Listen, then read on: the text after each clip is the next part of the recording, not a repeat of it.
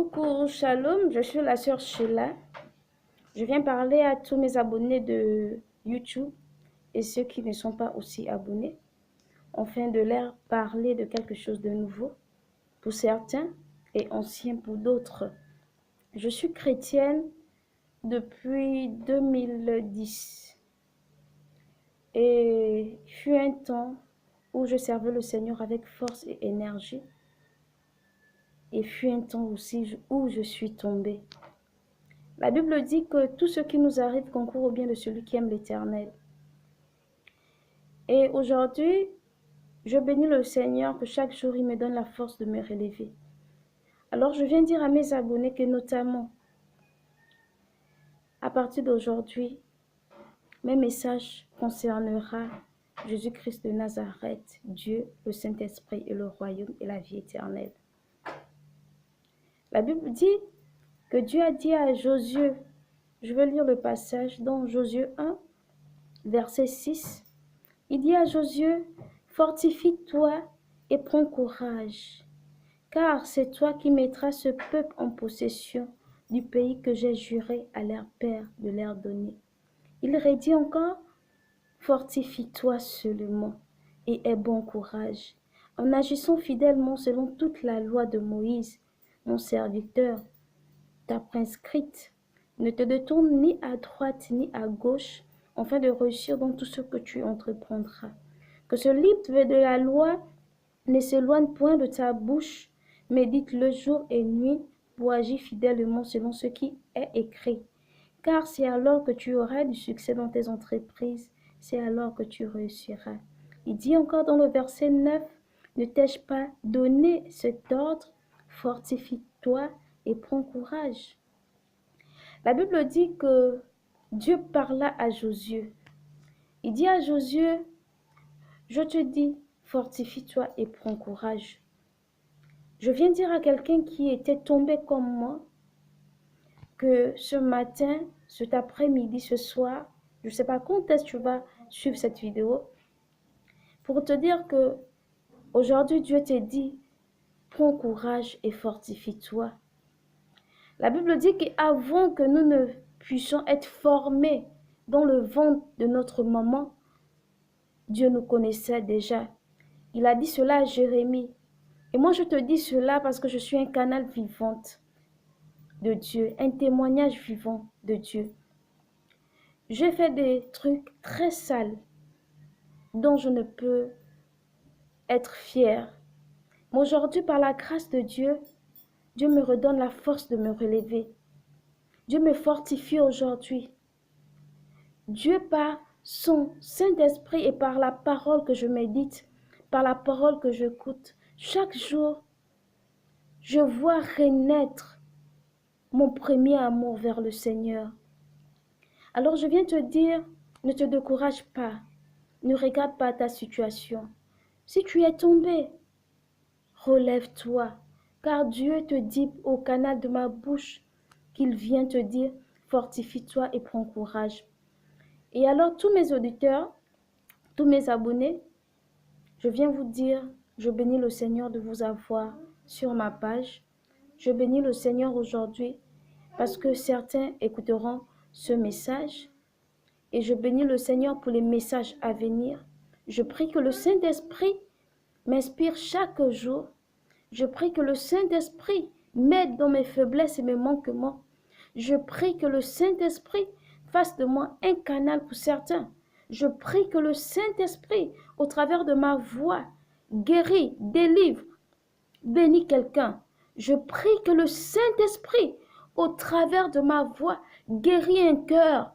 Je prie que le Saint-Esprit, au travers de ma voix, délivre les âmes. Alors je bénis le Seigneur parce que Dieu est bon. Je bénis le Seigneur parce que Dieu est juste. Je lui bénis parce qu'il est fidèle. Aujourd'hui, je viens encore dire à quelqu'un, fortifie-toi et prends courage. Shalom, Dieu vous aime très très fort. Peu importe ce que tu as fait, peu importe ce que les hommes ont dit sur toi, je te dis une seule chose, Jésus est mort pour te laver. Jésus est mort pour te relever. Jésus est mort pour te donner la vie. Jésus est mort pour te sauver. Jésus est mort pour restaurer ta vie, pour te donner la paix où il y a la tristesse, pour te donner l'espoir où il y a le désespoir, pour te donner la joie, la paix.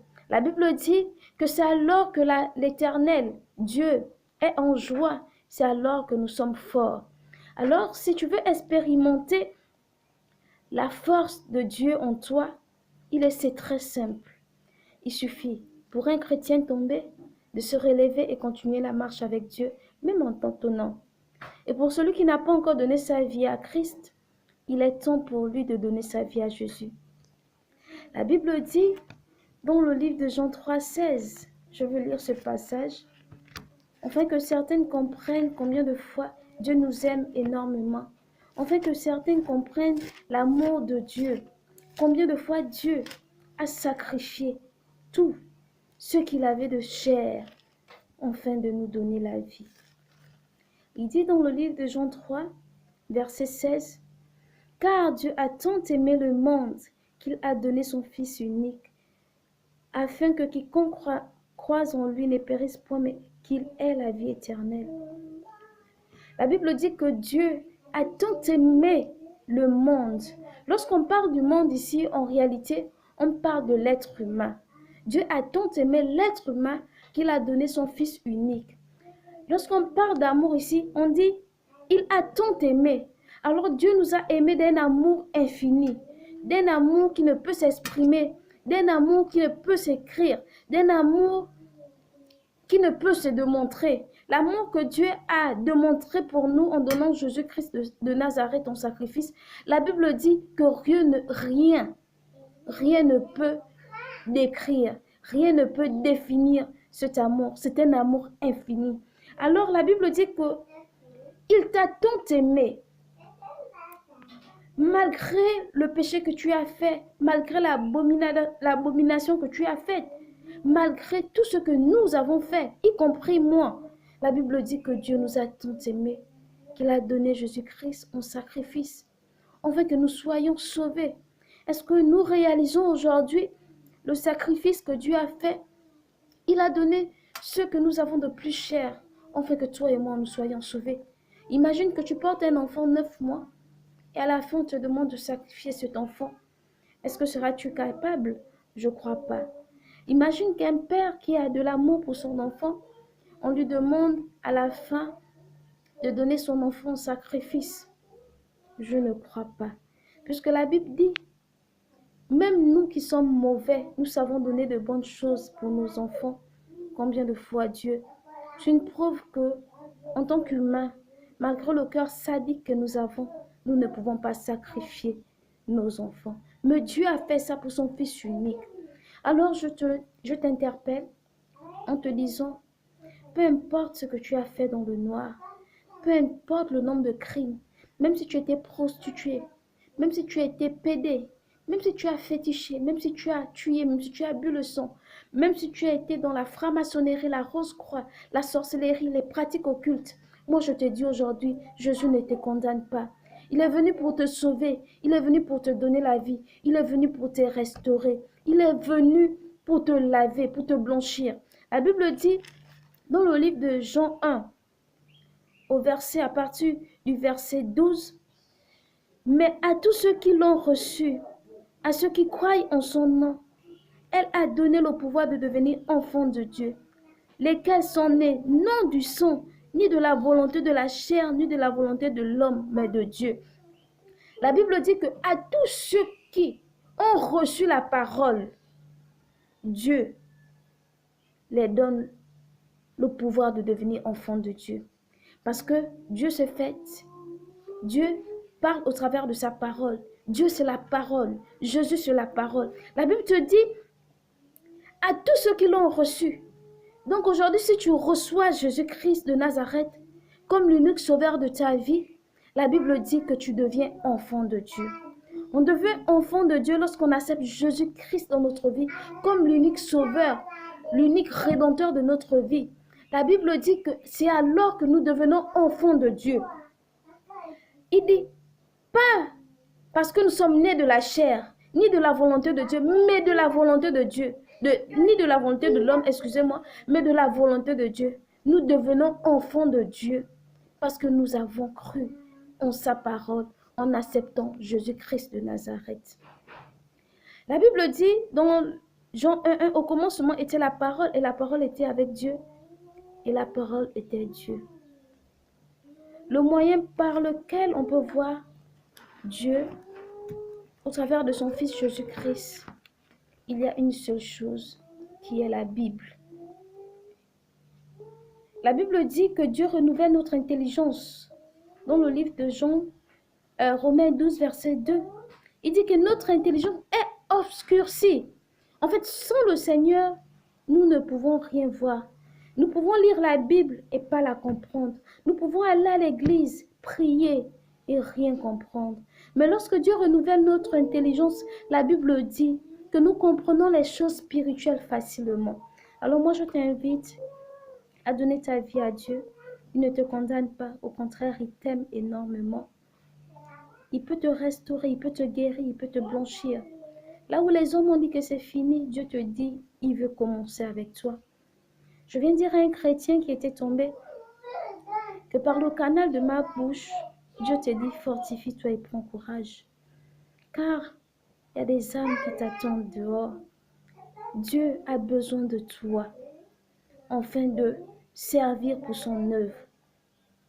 Tu es un sacerdoce royal. Tu es la prunelle des yeux de Dieu. Tu es l'huile qui coule comme l'huile d'Aaron. La Bible dit, tu es la lumière de ce monde. Tu es le sel de ce monde. La Bible dit, où tu es clair. Alors je t'en supplie, par les compassions et l'amour du Seigneur, relève-toi. Dans tes faiblesses, lève-toi, prie, jeûne, insiste. La Bible dit, plus tu insistes, plus tu avances, plus la porte s'ouvrira. Alors pour ceux qui sont désespérés, je viens leur dire que le seul qui donne l'espoir, c'est Jésus-Christ de Nazareth. Alors soyez tous bénis. Prochainement, je vous parlerai de nouvelles choses inspirées par le Saint-Esprit. Je bénis Dieu de m'avoir relevé de là où je suis tombée, un peu. Je vais vers ma destinée, car mon objectif présent, c'est le paradis, la vocation céleste, faire la volonté de Dieu. Pour certains, je vous demande de prier pour moi, afin que Dieu puisse m'utiliser puissamment, afin que, au travers de vos prières, je me sente forte quand je suis faible. Au travers de vos prières, je continue ma marche avec Dieu, dans mes faiblesses, mes manquements, même en tâtonnant, parce que je ne suis pas juste, je ne suis pas meilleure que vous. C'est juste que par grâce que je vous parle du Seigneur Jésus-Christ. Alors, soyez pleinement bénis dans la présence de Dieu. Shalom, shalom. Pour ceux qui sont malades, je proclame la guérison au nom de Jésus-Christ de Nazareth. Pour ceux qui ont le désespoir, je remplis la paix maintenant au nom de Jésus-Christ de Nazareth. Je proclame la puissance du Saint-Esprit maintenant dans la vie de tous ceux qui sont malades. Je vois un malade guérir maintenant. Si tu es malade, peu importe l'endroit où tu es malade, où tu as mal, impose seulement ta main. Je proclame que le Saint-Esprit te visite maintenant au nom de Jésus-Christ de Nazareth. Je bénis le Seigneur parce qu'il est Dieu. Seigneur, je te bénis parce que tu es Dieu. Je glorifie ton nom parce que tu es roi. Que toute la gloire et tout l'honneur te reviennent à cause du nom de Jésus. Shalom. Ciao, ciao.